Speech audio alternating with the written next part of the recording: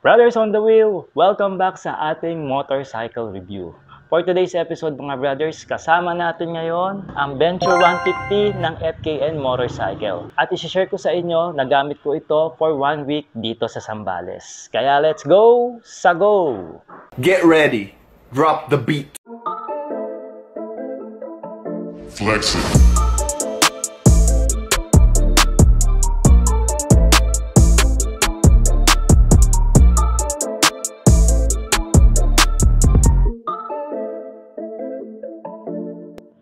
So mga brad, unahin muna natin yung kanyang specs and features para sa mga walang idea na brothers natin dyan. And also, pag-usapan na rin natin yung kanyang body design.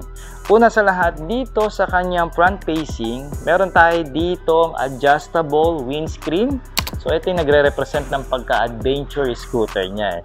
And then, pagdating dito sa gitna, meron tayo ritong split LED na projector lamp. So, 4 LEDs po ito mga brothers. So, para sa akin, malakas na ito in my experience. Meron siyang low beam and high beam. And of course, meron tayo ditong daytime running lights para mas kita tayo, lalo na pagka daytime ang ating ride.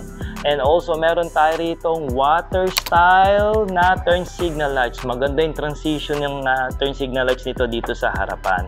And then, meron tayo ditong style na parang peak na mostly makikita natin ito sa mga adventure motorcycle. And also, meron na rin ngayon sa e-scooter. Okay? So, pagbaba mga brothers, meron tayo ditong telescopic port and added pa ito ng port boots para sa extra protection. Ang fender natin dito sa harapan is flexible na rin mga brothers. And meron tayo ditong disc brake na preno na merong 2-pot piston caliper. And also, meron na rin itong ABS. And take note mga brothers, dalawang version po ang meron ng Venture 150. Itong nire-review natin is standard version. And also meron silang bagong labas ngayon na Ultimate Edition na merong traction control at merong built-in camera, harap at likod. And also bagong kulay. Okay, so gumagamit ito mga brothers ng 14 inches dito na wheel mags na may tire size na 110 by 80. And of course, tubeless na rin ito para wala kayong poproblemahin sa mga butas na maliliit dyan. Branded by CST o Chansen Tire.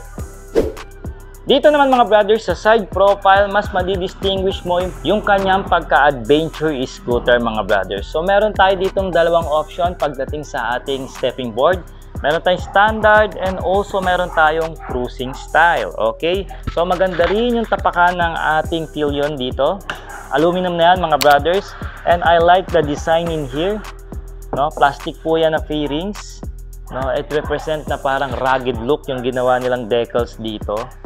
Okay, and then meron tayong badge dito ng EDB 150 and also FKM. Hopefully sana lagyan nila ng decals ng Venture dahil ito naman talaga yung kanyang model name, no? Pagdating dito sa gitna, meron tayo ritong malaking tangke na 9.3 liters fuel tank capacity. Okay, and also for the fuel consumption, nag-range po ako dyan ng 40 kilometers per liter, no? Halo-halo na yan mga brothers, kasama na dun yung arangkada, may angkas, papanik, pababa, chill ride, wall-wall mode. So lahat na ng mode ginawa ko. So yun po yung nakuha kong fuel consumption.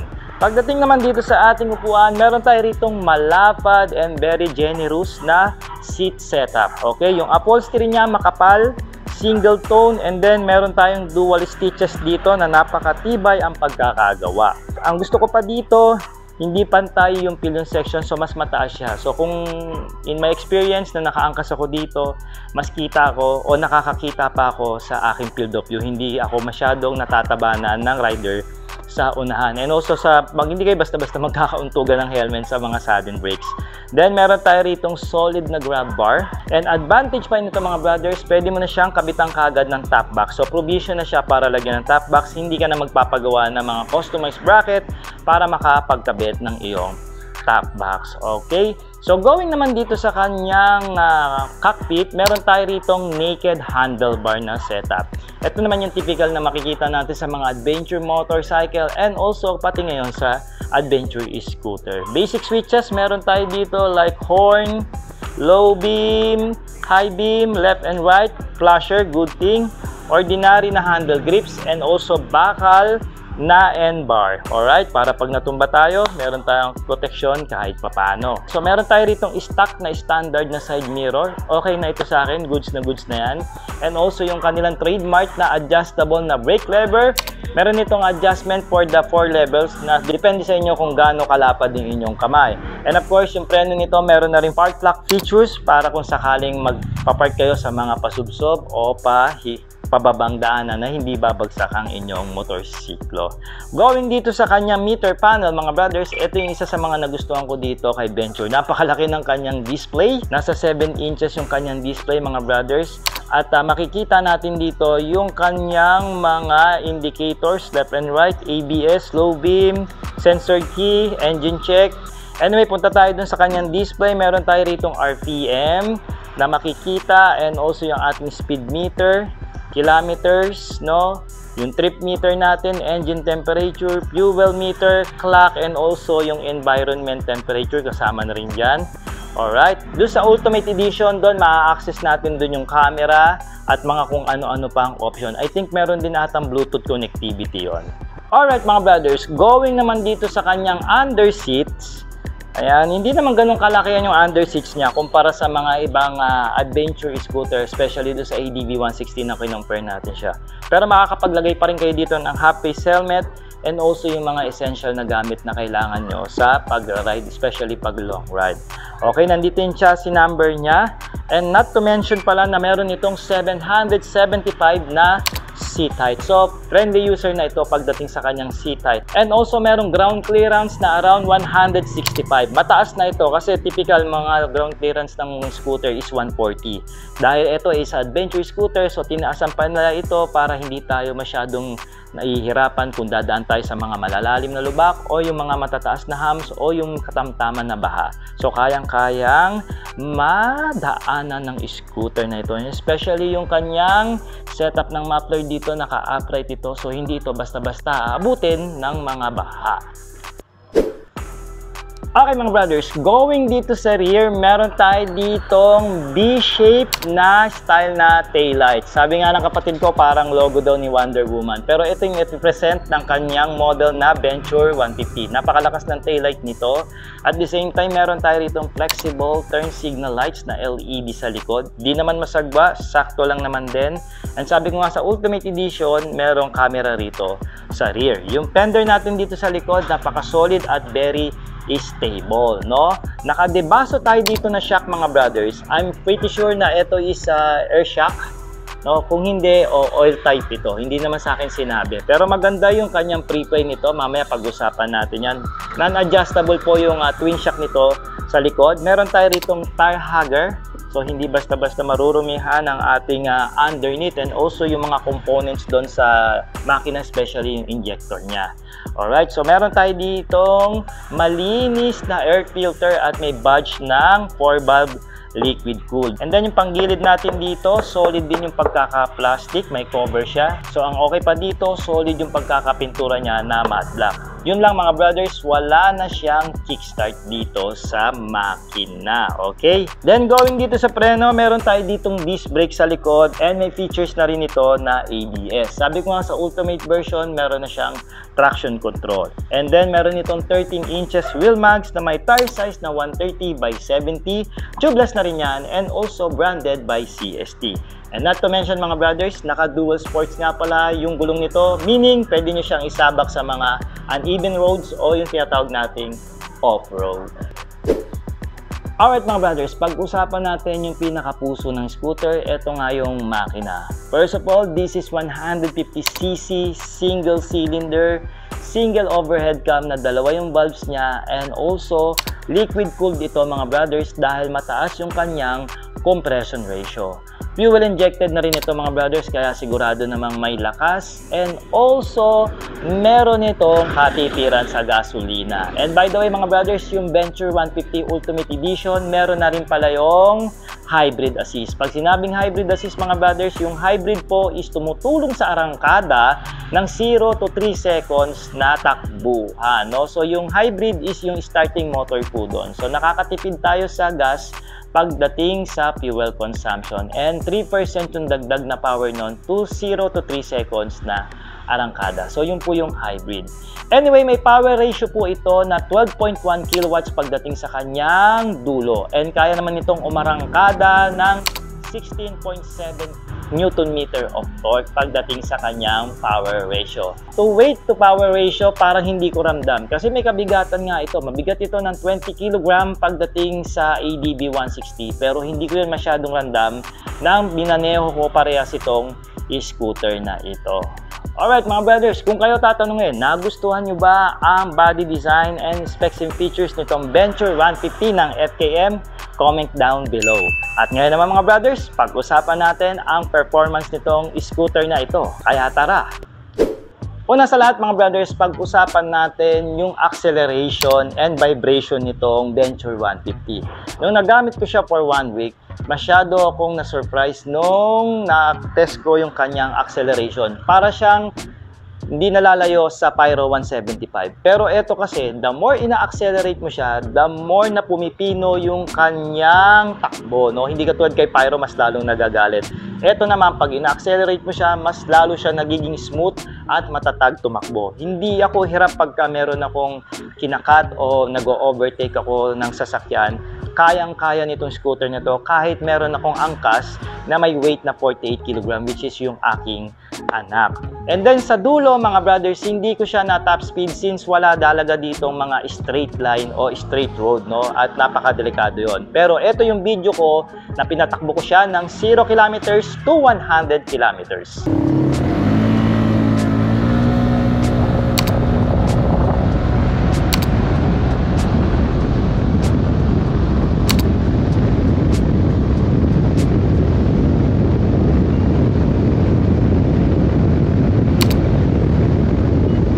Okay, pag-usapan natin yung vibration niya. Meron siya konting-konti lang dito sa floorboard.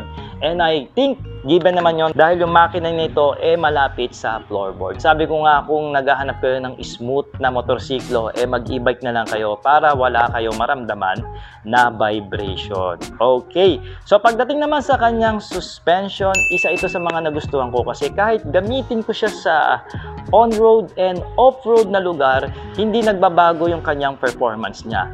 Madalas kasi pagka nagre-review ko ng mga motorsiklo mga brothers, laging stiff sa akin yung suspension dahil magaang lang ako.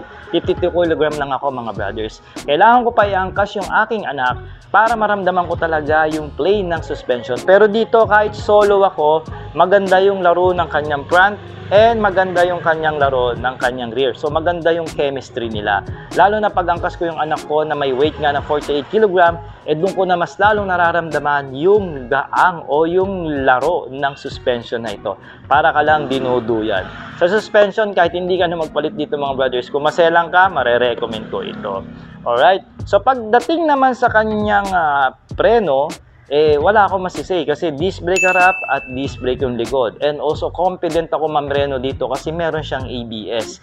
Na-experience ko to pagka inihinto ko siya ng sudden, talagang nararamdaman ko yung ABS na gumagana sa motor nito, especially dito sa harapan. Sa braking power, wala ako na-encounter dito na dumulas siya o sumadsad. Siguro pag talagang hintong-hinto ka na and also kung basa yung kalsada, siguro mag-i-slide na rito yung likod mo. Pero in my experience in 1 week, wala naman kasi hindi naman maulan ngayon dito sa Zambales. And then, pag-usapan natin yung performance ng gulong. Sa gulong kasi mga brothers, naka-dual sport siya.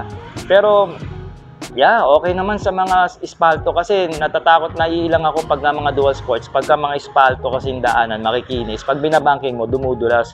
Pero ito, nang sinubukan ko, wala naman. Okay naman. Goods naman yung grips ng gulong niya. At kayang-kaya niyang ma-accommodate o kayang-kaya niyang tapatan yung lakas ng preno, no, sa gulong niya. I guess, CST kasi yung brand, no? CST, nakikita ko nito sa mga ibang motorcycle brand. Pag nire-review ko, maganda talaga yung kapit sa kalsada. Especially pag natama mo yung PSI. Nakapaglagay ako ng PSI dito ng around 32. Alright? I think do sa Venture 150 Ultimate Edition, meron yung PSI monitoring. So, yun yung mga nadagdag doon mga brothers. Kasi sa price, pag-usapan natin mamaya yan kung ano yung kanilang pagkakaibahan. Anyway, pagdating sa cornering, isa rin ito sa mga nagustuhan ko sa kanya. Despite sa kanyang 140 kg na curb weight, pag tumatakbo na siya, napaka-nimble niya na, no? Kahit may angkas ako, hindi ko ramdam na may angkas ako. Kaya nga nang niride ko to ng 300 kilometers papuntang Daang Kalikasan, hindi ako masyadong napagod kahit puyat ako. Kasi ang ganda ng kanyang performance pag tumatakbo. Para na siyang lightweighted na 125cc. Magaang na lang siya. Pero syempre, pagka nakatigil, dun mo talaga mararamdaman o dun mo mapipil talaga na mabigat yung motorsiklo. Pero pag tumatakbo, kurbada, higa-higa mo, walang kaproblema sa motor niya ito. Kayang-kaya niya. And not to mention mga brothers, kung may magtatanong dyan na kung makakapanik daw ito sa mga bagyo o matitirik na daan, well, makakapanik ito. Kasi kita nyo naman yung video natin dyan sa Daang Kalikasan, matatarik yung mga sigsag dyan, kayang-kayang ma-outcome o ma-overcome nitong Venture 150. Kaya talagang doon ko siya iniride para may at least may mapatunayan itong motor na ito. And mataas yung aking confident na talagang makakaya niya. And yet, nagawa nga natin mga brothers. Alright mga brothers, for the recommendation. So, I highly recommend this scooter para sa mga naghahanap dyan ng adventure o kung gusto nyo mag long ride o gusto nyo ikutin itong Pilipinas, sigurado kayang-kayang makonquer nitong Venture 150 ng FKM. And also, pwede nyo rin naman ito magamit na commuter's bike, no, pang araw-araw dahil matipid naman siya, no? So, ranging nga ito ng 40 kilometers per liter despite sa kanyang weight na around 140 na curved weight. Okay, so punta tayo sa downside ng motor. I guess, wala naman ako masyadong major downside na makikita dito o deal breaker na sinasabi natin. I guess konting improvements pagdating sa switches. Ayan, kasi ordinary lang yung switches dito na nilagay ng FKM. And then yung busina, medyo nahihinaan ako, parang hindi siya macho. Yun lang naman.